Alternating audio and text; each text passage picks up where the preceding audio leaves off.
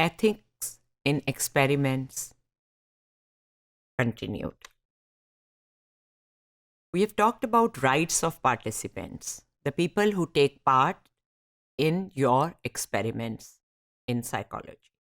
Their rights are right to withdraw, informed consent, confidentiality, and anonymity. Rights of human research participants, right to voluntary participation. All human participants should participate in a research study out of his or her free will, अपनी मर्जी से. Right to informed consent.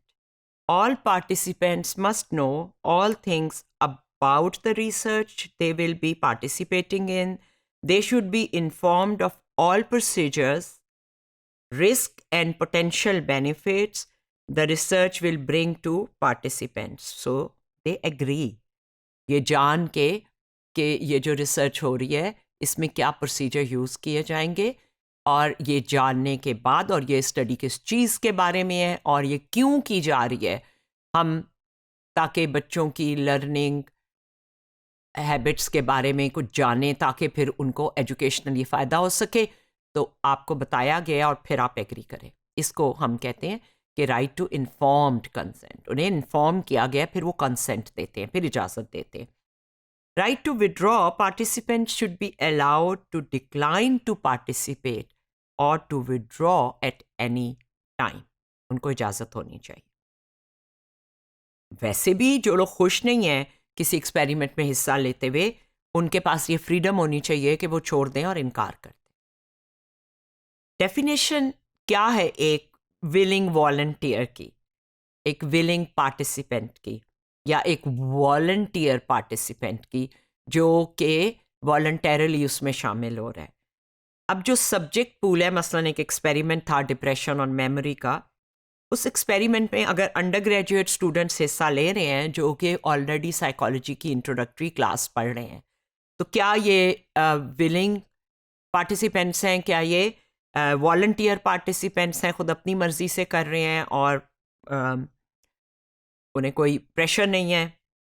वो sign up करते हैं इसमें participate करने के लिए, अपना नाम लिख देते हैं कि हाँ हम हिस्सा लेंगे. आपने कह दिया कि एक एक्सपेरिमेंट है तो स्टूडेंट्स ने इसमें अपना नाम लिखवा दिया.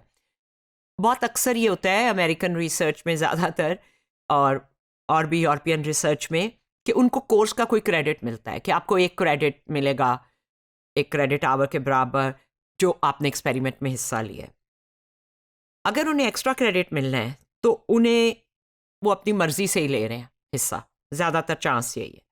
लेकिन अगर कोर्स रिक्वायरमेंट के तौर पे है कि जितने लोग ये कोर्स ले रहे हैं वो तभी पास होंगे, अगर वो एक्सपेरिमेंट में हिस्सा लेंगे, तो फिर फ्रीडम टू पार्टिसिपेट जो है कि नहीं है, ये कोई इतना वाजे नहीं है. दैट्स लेस ऑब्वियस कि उनको सबको कह दिया गया है कि ज़रूरी है हिस्सा लेना, तो वो वॉलंटरी या राइट टू विड्रॉ जो है वो नहीं नज़र आता. जब स्टूडेंट्स रिक्वायर्ड हों तो उनके पास कोई और ऑप्शनल तरीका भी होना चाहिए कि या तो आप एक्सपेरिमेंट कर लें या आप एक कोर्स पढ़ लें या एक लेक्चर सुन लें, ठीक है, या कोई पेपर राइट करें, कोई असाइनमेंट कर दें. जब पोटेंशियल पार्टिसिपेंट्स का जो पूल है, यानी पूल हम कहते हैं कि हमारे पास 100 या 50 या 200 लोग हैं जिनमें से हम अपने सब्जेक्ट एक्सपेरिमेंट के लिए पार्टिसिपेंट्स जो है वो सिलेक्ट करते हैं. अगर वो कैप्टिव है, हम कैप्टिव ऑडियंस उन्हें कहते हैं जो कि हमारे कंट्रोल में है, जिन्होंने आना ही आना है, बेचारे वहाँ बैठे ही बैठे हुए हैं, जैसे क्लासरूम के स्टूडेंट्स हैं, जैसे प्रिजनर्स हैं, प्रिजन में आप स्टडी कर रहे हैं, वो वॉलंटरी अगर नहीं पार्टिसिपेट कर रहे बल्कि उन्हें लग रहा है कि जेल में बैठे हैं और कह दिया गया ऊपर से वार्डन साहब ने कि हाँ सब ने ये फॉर्म फिल करने हैं, तो ये कैप्टिव ऑडियंस है. और इसी तरह मिलिट्री रिक्रूट्स हैं जो मिलिट्री ट्रेनिंग में हैं, उन्हें भी कह दिया गया कि बस आपने ये रिसर्च में हिस्सा लेना है. या एम्प्लॉयज़ हैं आपके और आप अपने तमाम एम्प्लॉयज़ को कहते हैं कि चलो ये फॉर्म फिल करो, उसमें आप उन्हें कैप्टिव हालत में है, वो मजबूर है, वो वहाँ पे हैं ही और हुक्म के मजबूर है, तो उन्हें आप एक राइट टू विड्रॉ जो है वो नहीं दे रहे. एथिकल रिसर्चर को इंडिविजुअल की जो फ्रीडम है टू विड्रॉ और टू पार्टिसिपेट, हिस्सा लेने से इनकार करे या शामिल होने के बाद विड्रॉ कर ले, बाद में इनकार कर दे, उसका हक एथिकल रिसर्चर ने देना है अपने पार्टिसिपेंट को. ये कंसिडरेशंस जो है ये देखनी पड़ती हैं. इन्फॉर्म्ड कंसेंट ये होता है कि उसको बताया गया है कि ये वॉलंटरी एग्रीमेंट है, आप जब चाहें विड्रॉ कर सकते हैं और इसमें ये किया जाएगा। उसके राइट्स क्या हैं, पर्पस क्या है स्टडी का, प्रोसीजर्स क्या होंगे, इसके पोटेंशियल रिस्क और बेनिफिट क्या हैं, इससे आपको थकन हो सकती है या आप कोई दवाई के असर में हो सकते हैं या आपको बिजली का शॉक लग सकता है, वगैरह वगैरह। The ethical researcher informs prior to participation of all aspects of research that might reasonably be expected to influence willingness to participate and explain all aspects of research. This means that they must be forewarned. उन्हें पहले से warning होनी चाहिए कि किसी research की procedure का उन पर कोई इफेक्ट हो सकता है। बहुत कम ऐसा होता है कि हम उन्हें कोई गलत बयान नहीं करें, लेकिन कभी कभी ऐसा करना पड़ता है, तो फिर उसका पर्पस भी एक्सपेरिमेंटों को बताना पड़ता है।